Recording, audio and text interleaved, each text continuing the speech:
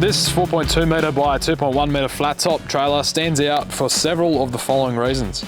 The two-tone colour choice is a definite way to turn heads while still adhering to mine site compliance. The choice of tow coupling for this trailer was the Cruisemaster DO45 hitch. This means he can tow 4.5 tonne with a quality Australian-made tow coupling.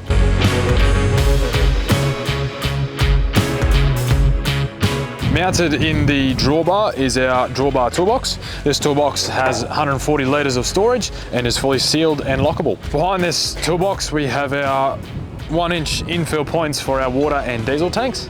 These tanks are 150 litres each and stored securely in our Undertray pockets.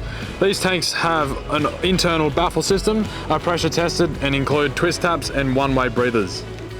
On top of the tray itself, we have our standard removable heavy-duty ladder racks, perfect for all your longer equipment or materials. And finally, we get to the tapered Undertray toolboxes.